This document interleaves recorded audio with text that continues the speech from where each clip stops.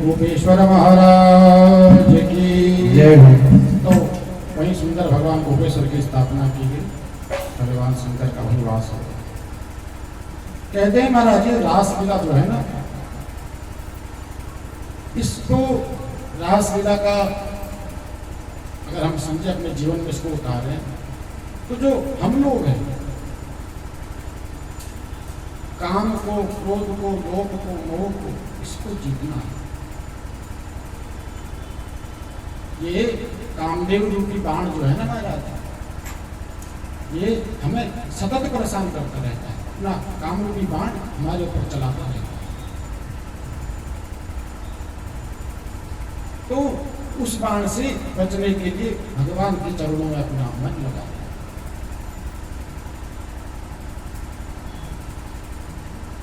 तो कहते हैं इस प्रकार से भगवान ने सुंदर रासलीला रचाई है।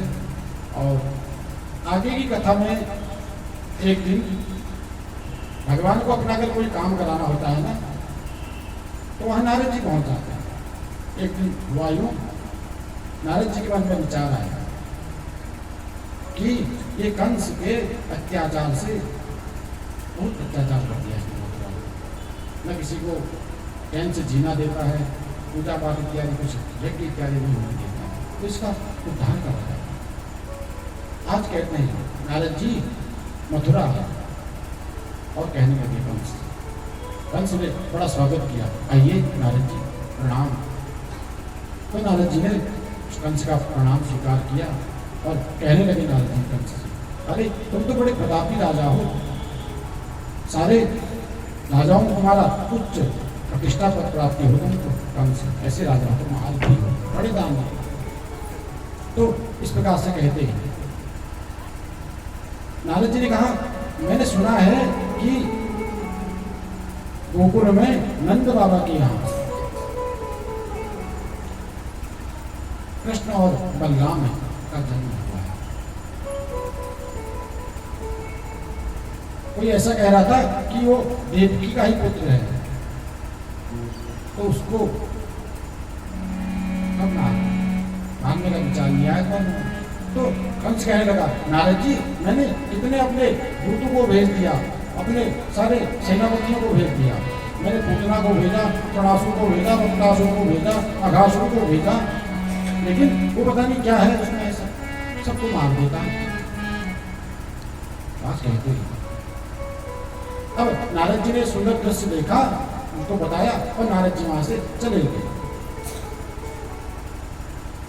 और ये जो कंस है इसने अपने एक सैनिक को बुलाया, ये जो जिसको बुलाया ये भगवान कृष्ण के काका लगते हैं, अक्रूर जी। और अक्रूर जी से कहने लगा कंस, अक्रूर जी आप गोकुल जाओ, वृंदावन जाओ, वहां से कृष्ण और बलराम को लेके आओ। तो अक्रूर जी ने कहा मैं उनको ऐसे कैसे ले आऊं? तो कहने लगा हमारे यहाँ एक धनुष है मेरा, उस धनुष के लिए है ना कि धनुष यज्ञ है और मेला लग रहा है करके ऐसे भाव से बुला के लाओ। और अक्रूर जी को कह भी नहीं आओ कि मैंने इतने अपने दूतों को भेजा, अपने सैनिकों को भेजा, कोई उसको मार नहीं पा रहा है और तुम यहाँ उसको धोखे से लेके आओ, मैं धोखे से उनको दोनों को यहाँ मार।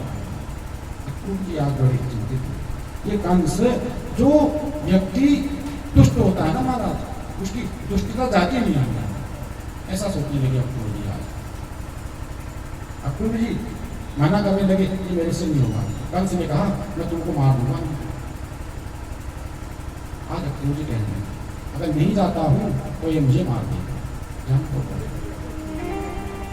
आज अक्रूर जी अपने रथ में सवार होकर चले। तो कहते हैं महाराज मथुरा से वृंदावन जाने में 2 घंटे का समय लगता था रथ में, आज अक्रूर जी को 10 घंटे लग गए। आज अक्रूर जी सोचने लगे आज मुझे परमात्मा के दर्शन हुए, मैं कितना सौभाग्यवादी हूँ, सौभाग्यशाली हूँ, मेरे कैसा भाग्योदय याद हो रहा है। तो रथ में बैठे थे और रथ में बैठते बैठते जब चल रहा था तो समाधि लग गई भगवान के ध्यान में। और रथ कहीं जंगल के किनारे गया और जो उसके रथ के आगे घोड़े लगे थे उसमें वो घोड़े वहां घास चलने लगे।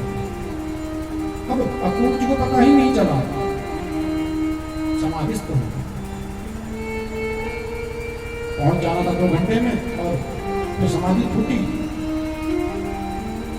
चलते गए। कहते हैं नारद जी यहाँ वृंदावन में भी आ गए और कृष्ण और बलराम गौ को चरा के घर को आ रहे थे तो नारद जी ने दर्शन दे दिए। तो भगवान ने नारद जी को प्रणाम किया, नारद ने भगवान को प्रणाम किया। नारद जी ने वही बात भगवान से भी कह दी, कृष्ण कंस का उद्धार का पर्व। भगवान ने कहा हाँ नारद जी ये तुम ठीक कह रहे हैं। नारद जी अंतर्धान हो गए और अक्रूर जी चले।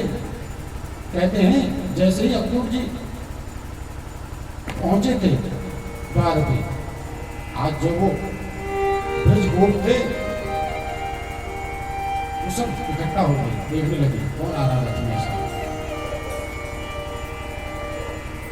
अक्रूर जी पहुंचे, नंद बाबा के द्वार पे जैसे पहुंचे तो देखा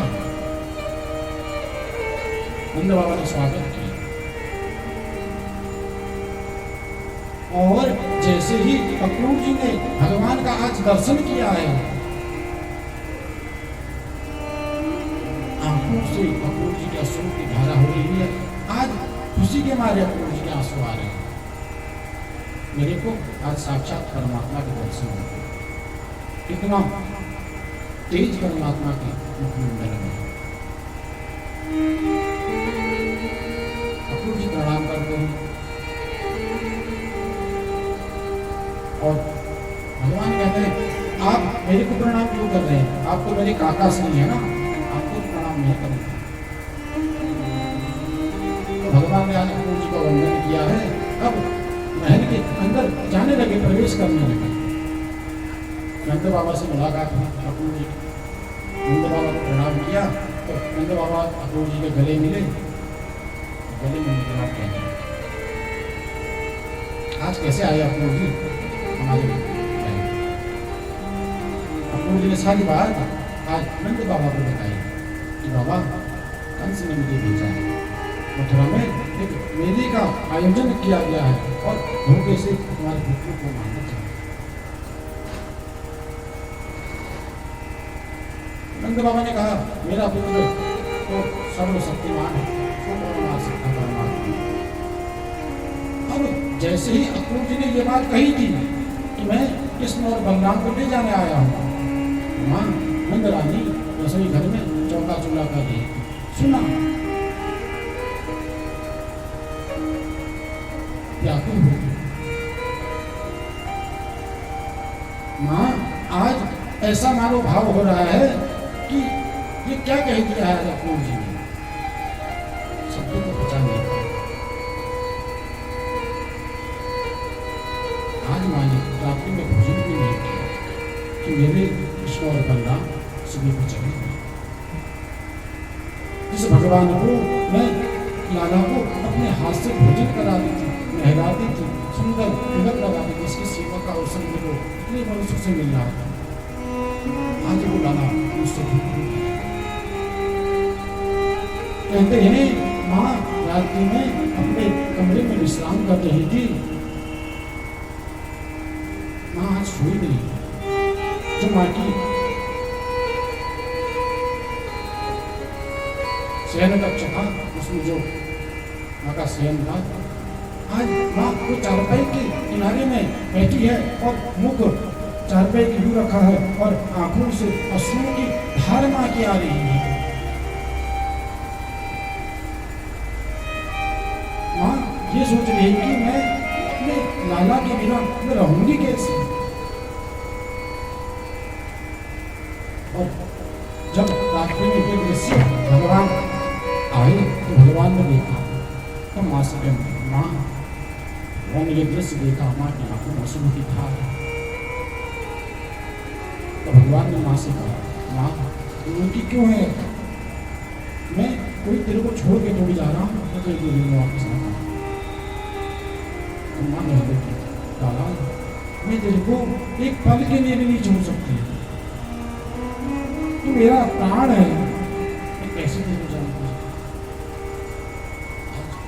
माँ ये प्रसंग कर ही रही थी,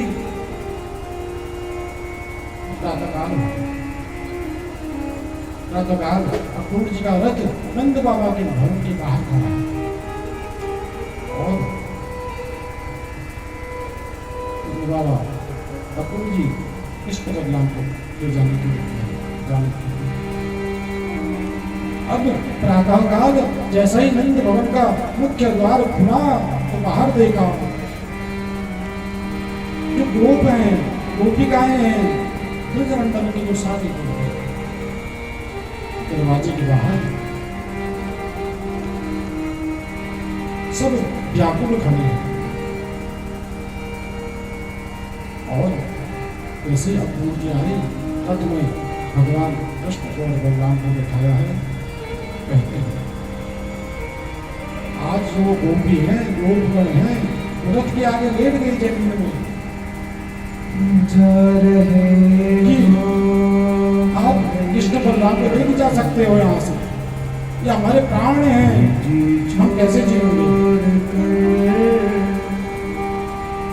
सबका दिल तोड़ प्रेम ब्रिज सा कन्हैया नहीं पाओगे, नहीं पाओगे। जा रहे हो कन्हैया ब्रिज छोड़ हमें छोड़ प्रेम ऐसा कन्हैया नहीं पाओगे, नहीं पाओगे। जा रहे हो कन्हैया दिल तोड़ कर।